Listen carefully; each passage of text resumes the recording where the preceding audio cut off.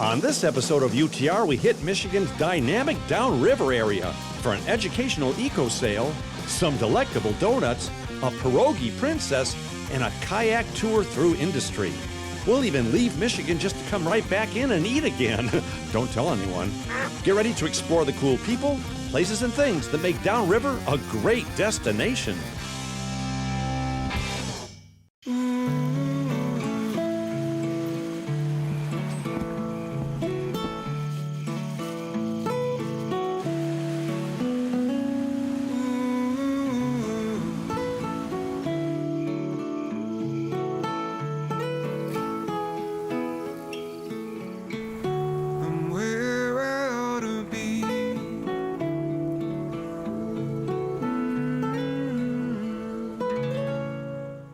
A visit to the Stalls Automotive Museum will take you back to a time when cars were more than just a way to get around. In addition to beautiful cars, enjoy the collection of gas pumps, road signs, oil cans, and other car-related accessories. Info at stallsauto.com.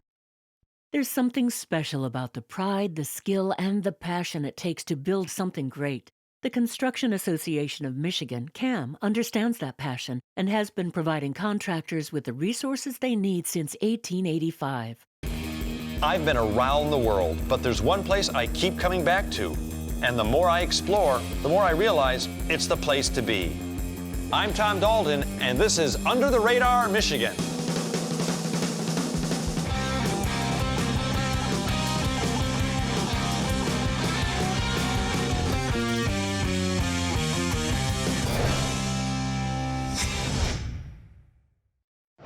You know what I love about the Downriver area? You just head south out of Detroit, follow the river, and before you know it, you start running into some really cool stuff. So that's exactly what we did. Detroit's Downriver has so much to offer, from cool and vibrant cities that are right on the water to awesome eateries that'll make you wish you lived right down the street. I'm telling you, Downriver has Dalton written all over it. Not to mention the fact that the marine history here would float even the biggest of boats. So get ready to ride the current south, because Downriver is our next destination. Now, just in case you weren't paying attention, we're headed to the area that's downriver from Detroit, hence the name. It's a pretty simple concept, actually. Now, what do you get when you take two great organizations, add a pinch of caring and passion to people, and then a whole bunch of water? I'll tell you what, a recipe for a better environment. The Inland Seas Education Association has joined freshwater forces with the Detroit International Wildlife Refuge in Trenton to help inspire all of us to take better care of our most valuable resource, the Great Lakes. And they're doing it by taking entire families out on a 77-foot research schooner to help explore and learn more about this awesome aquatic ecosystem. Now, you might remember the Detroit International Wildlife Refuge from such TV shows as Under the Radar, Episode 322.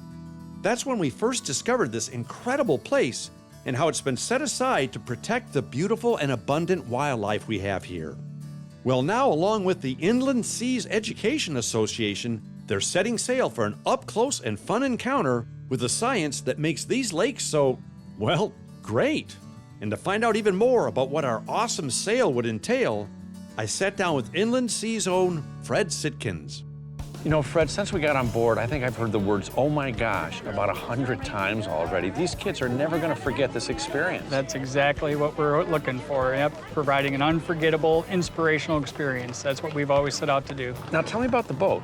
You guys built this just for this? Yeah, we built this boat specifically designed for the work that we do. There's a science lab on board. We do a lot of overnight trips with students, so we built it to accommodate students overnight. Yeah. We built it to be able to accommodate all of our science gear, deploy science gear appropriately, and be safe.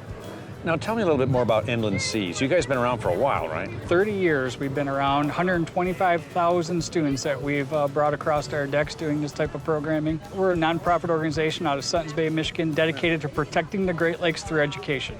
So our work is all about trying to develop the future stewards of our Great Lakes. Well, again, these kids, this will stick with them because it's such a unique experience.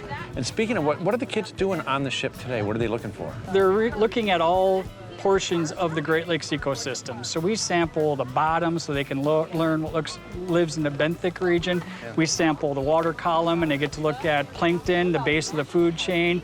We collect fish and learn all about the fish population in our Great Lakes. And today we're doing a special trawl. We're doing a manta trawl where we're looking for microplastics in the Great Lakes. Now, you guys got together with the Detroit International Wildlife Refuge. That's a great thing to do, too, because what they're doing is extraordinary. That's right. You can't do this kind of work without collaborative partners in the field, and there's not a better partner in this region than the Wildlife Refuge, and we're just honored to be able to work with them and help them further their mission. What a great gig. Yeah, this is a good job for sure. Yeah, nothing like inspiring kids, seeing kids curious, excited, and I just love working with this generation. There's such a caring generation of young people that genuinely are concerned about doing the right thing, not only for their friends but for the planet. Well, I feel like a kid just being on the boat, and I'm actually learning something too. So, see, even I can be taught. I don't think your viewers are going to be too surprised that you feel like a kid, though, Tom. Yeah, good point. From the families and the volunteers to the crew and even you, everyone's takeaway from this day was way cool, especially for the kids. They conducted scientific experiments, learned all about sailing, and as you can see, had an absolute blast. Hey, Jude, don't be afraid. But there's a bug right there. Is that your bug? Did you catch him? No. Oh, he's not part of the science project, or? No. So you wouldn't mind if I picked him up and put him on your arm? Look at that. Look how brave they are. You guys are future scientists. Don't you think? Yeah. Having fun? Yeah. Want to jump in the water with me? No. Yeah, me either. What are you guys doing? Are you making seaweed salad? No, we're trying to find plastic. Oh, that would not be good in a salad at all. No. Well, what'd you find? Did you find anything good? We just found this. I found a tiny black piece of plastic. Good job. Good job. It's not good when you find plastic, but it's good to know it's there because we need to get rid of it, right? right. Right? Yeah. Right? Right. Oh, you know that. What an awesome day on the water we all had. It was full of fun, learning, and lots of newfound friends who will hopefully help spread the word about this important work. With people and places like the Inland Seas Education Association and the Detroit International Wildlife Refuge enlightening all of us, our planet has a great chance to survive and thrive. And let's face it, we all need to do more to help keep the Great Lakes and our environment clean. And I plan on doing my part right now. Well, as soon as I'm done cleaning up the boat. I guess you're supposed to buy a ticket. Oh, look, a barnacle.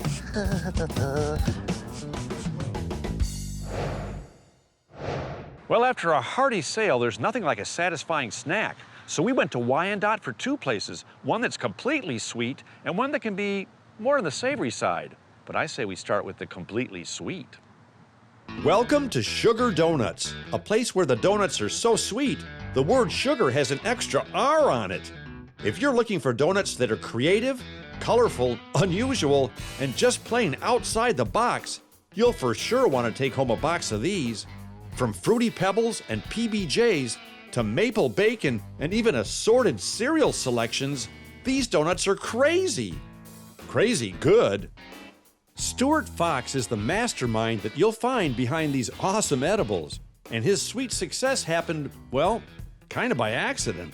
Now, I know you're a serious chef. Yeah. But I think these donuts have become your X-Men power. Seriously. Yeah, they're going good. Is it true that it all started by accident? Yeah, we got a building for catering, bakery, and, we just utilized the storefront, It was just, well, we're not using the storefront, let me do donuts and coffee out of it. So it's pretty simple. And boom. Yeah, kind of picked up. Well, I think it's because you do creative things with donuts that most people aren't expecting. Yeah.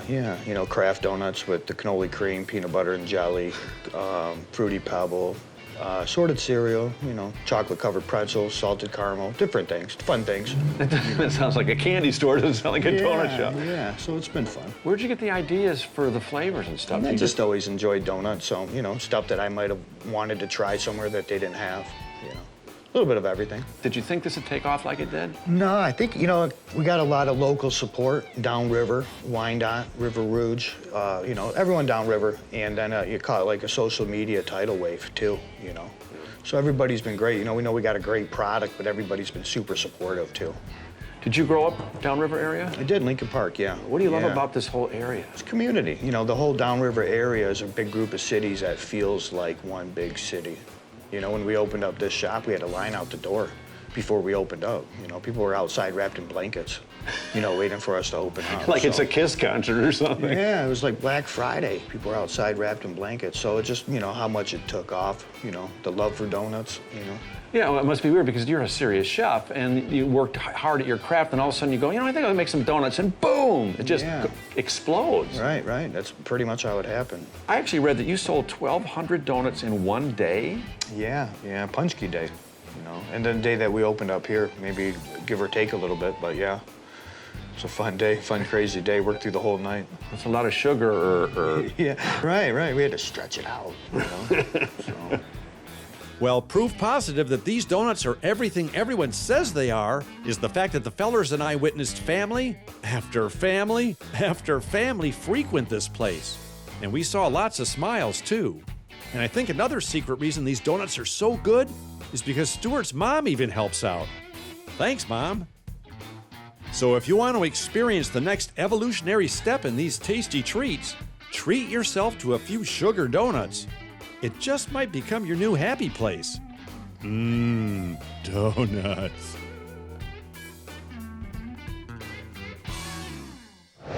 Well, now that we've tamed your sweet tooth, time to sample a few more savory selections. And for that, we hit the Little Pierogi and Crepe Kitchen at 125 Elm Street. And if that address sounds a little familiar, you'll find out why in a minute. Drew Gear is the young entrepreneur who, at the ripe old age of 20, cast her fate to the wind, a few pierogies in a pan, and hasn't looked back since. Why is it this place seems so strangely familiar to me? No idea. It's like you could have shot in here before. Yes, and we were here actually season 1 when this was Joe's Hamburgers. And Jeremy, who has now moved on to bigger and better things, well, just a larger place. There we go. But you worked here back then, right? I did, yeah. And you made pierogies out of his kitchen here. I did. At about 15 years old. Seriously? Mm-hmm. And you decided all of a sudden one day you want to start your own business, or did Jeremy kind of push you out the door? There was an extra little nudge there, yeah. He kind of boosted me a little bit to choose to go into this industry. At the time, I was going to our local Roosevelt High School, and I just didn't really enjoy school. I was never the school type. I was going to college for a semester of EMT school, and I would come back to work and tell Jeremy how much I hated it, and I wasn't happy with it. And he's like, well, why don't you start a restaurant? You've been working here since you were a kid. You know, give it a try. Since you were a kid, you were a kid. Right. And, you know, I was nervous, you know, well, it's not as easy as just starting a restaurant, right? And he's like, sure it is. So lo and behold, he would help me get the paperwork together and kind of start working on our menus and the logos and get everything set in stone. And then sure enough, after he left, we were ready to open up just a few months afterwards. Well, you started this business, you were, what, 20? Mm-hmm. Oh my gosh, when I was 20, I think I was still mowing lawns and delivering papers. That's amazing. Thank you. Well, what got you interested in pierogies to begin with? I mean, really, Jeremy's the one who taught me how to basically start from scratch. We had everything we do here is homemade from scratch, made here in-house. We don't get anything shipped in. You do some really creative things with the flavors, too, with pierogies and, you got like a cheeseburger pierogi? Mm-hmm. Pizza, mac and cheese, barbecue chicken. Really? Mm-hmm. Pierogies are fun because you can put anything inside. When did you add on the crepes? Because isn't that French? Yes, which actually I'm French too. So before opening, we kind of thought pierogies just on its own was a little, you know, can you open a business and survive just on pierogies alone? Right. So that's when we got to thinking, well, maybe crepes would be a good pair. You've got your savory pierogies, and then we can mingle in some sweet crepes, and they would mesh well together. Well, sure enough, great takeoff. Now, how has the community sort of embraced you? The community is great. I truly don't believe if we weren't here in Downriver, we wouldn't have boomed into what we are today. Everybody downriver really wants to see you succeed rather than fighting to see who can get to the top. It's funny you should say that because we discovered that season 1 when we had Jeremy on the show, when this was a burger place, and there is a real, Downriver really has it's like a big family. Everybody's in it together. Everybody knows everybody. Yeah. Speaking of knowing, does Jeremy come over here for dessert ever? Yeah. He gets his famous grape jelly and powdered sugar. You should actually put one of his sliders in one of your pierogies. We should. It's a good idea. We'll have to collab with him after this is over. Well, it won't be hard. He's sitting right over there. Well, to prove that the art of proper pierogi preparing isn't for the general population, I stepped back into the kitchen to demonstrate just how Polish I'm not. Here goes nothing. So how do you make a pierogi? All right, start with the dough. Start with the dough. Spray Some water. Right. Add the filling. And the filling is? Potato cheddar. Potato cheddar. All righty. You're gonna actually make me do this. The flavor's potato cheddar, so I'm assuming it has potato and cheddar in it. Okay, good. Okay, now you fold it over. Fold it over. Okay. Secure it. Secure it. Now we're gonna crimp it, All righty. Crimping. and now we fork it. Fork it. Yours is beautiful, and this proves that I am not at all Polish. It's good. Well, for an Irish Italian. I don't know what was more satisfying, the pierogies and crepes we aggressively consumed, or watching a young, creative, and motivated person like Drew make her mark right here in Michigan. If you want to support local and at the same time get a belly full of yum, head to the Little Pierogi and Crepe Kitchen in Wyandotte. Oh, and while you're supporting local, you may as well head over to Joe's Hamburgers and get a slider or two. Jeremy won't mind at all. Well, since we've been talking about food for the last few minutes, I think it's about time we work up another appetite. And for that, we've got something pretty cool and pretty unusual. Now imagine kayaking on a beautiful summer day with some of your new best friends. Now imagine doing it around one of the biggest industrial complexes in the world. This is the Industrial Rouge Tour, put on by Riverside Kayak Connections. They do it only once a year, and it's absolutely fascinating. What's it like to be dwarfed by industry as you paddle past the Ford Rouge complex? Well, thanks to our guide and fearless leader, Tiffany Vandehey, we're all about to find out. Would you classify yourself as an avid kayaker? Or just a regular kayaker? No, I'm pretty avid kayaker. Okay. How long has Riverside been doing this tour? Probably 11 or 12 years. That The long? Rouge paddle. And you just do it one day a year? We do it once a year. Probably why there's so many people here. You should do it more often. Now, what can we expect on the tour? You're going to see a lot of industry, possibly a freighter. I heard that there's one might be going through today. Oh, awesome.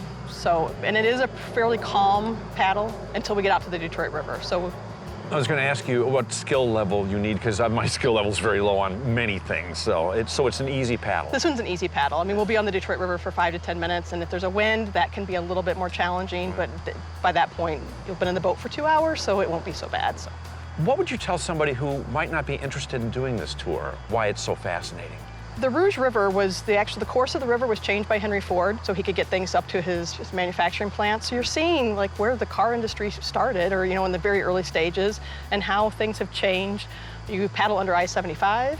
That's kind of a really cool experience. You're starting to see how wildlife is coming back in those areas. So there's definitely, you'll probably see some birds along the way, herons. You'll see people fishing. I mean, just a lot of different, not just the industry, but also some nature and just how people are living along the river.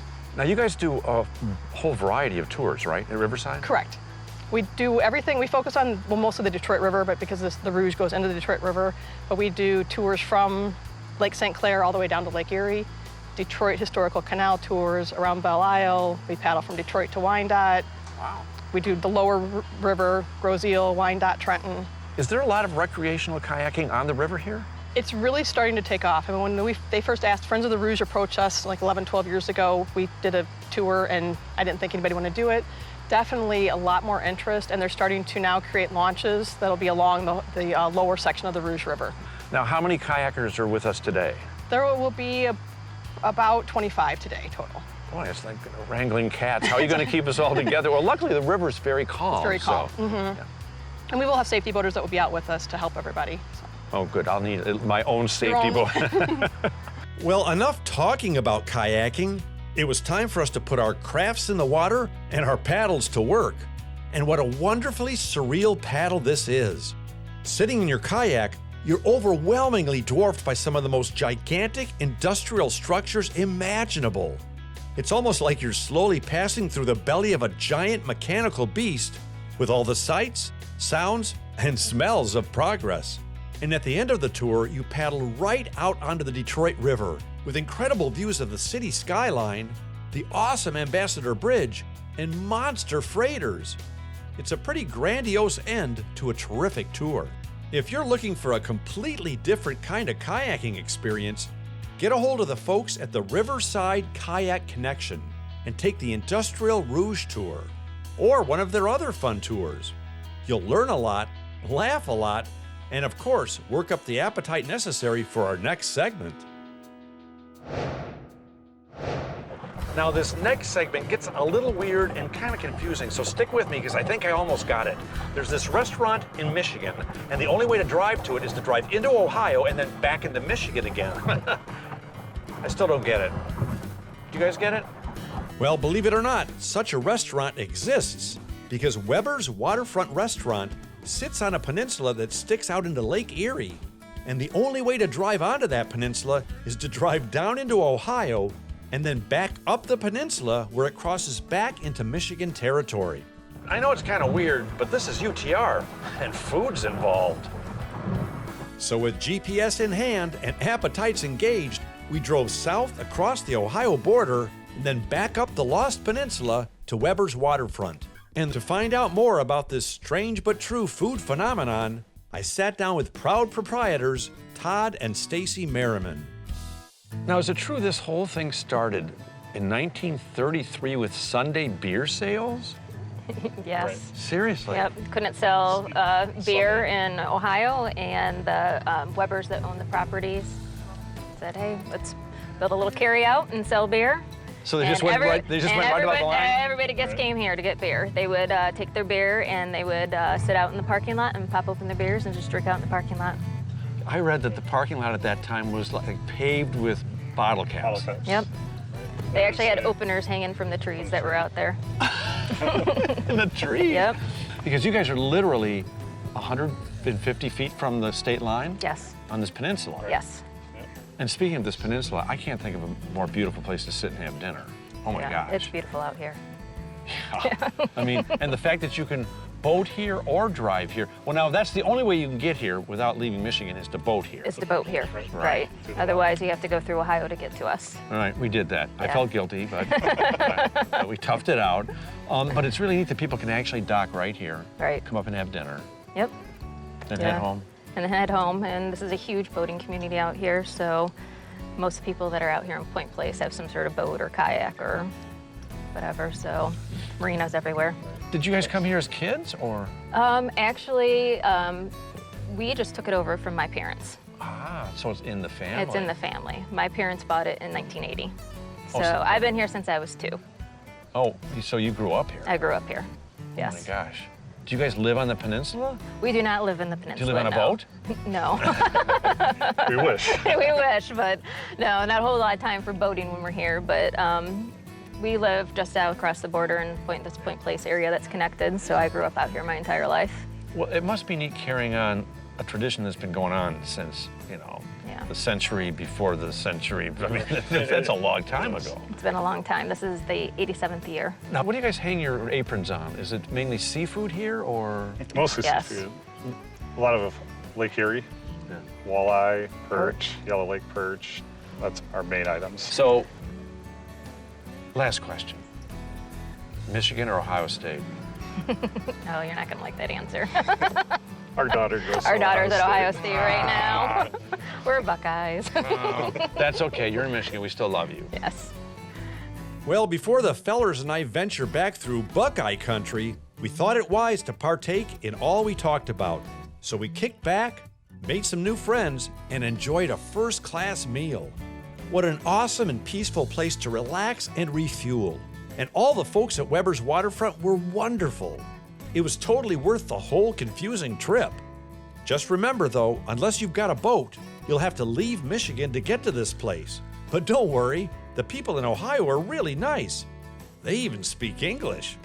Bonus. So don't forget to float downriver occasionally, because you'll find some of the coolest people, places, and things Michigan has to offer. Or my name isn't Tom Dalden. Did I pronounce that right? Is it Dalden? Okay. We all have one, that perfect spot, a special place we go to smooth out the ripples of the day. Our perfect spot is calling. Our perfect spot is Pure Michigan. Your trip begins at michigan.org.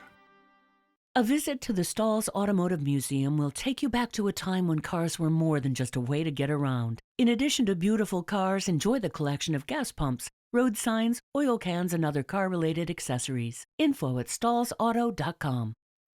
There's something special about the pride, the skill, and the passion it takes to build something great. The Construction Association of Michigan, CAM, understands that passion and has been providing contractors with the resources they need since 1885.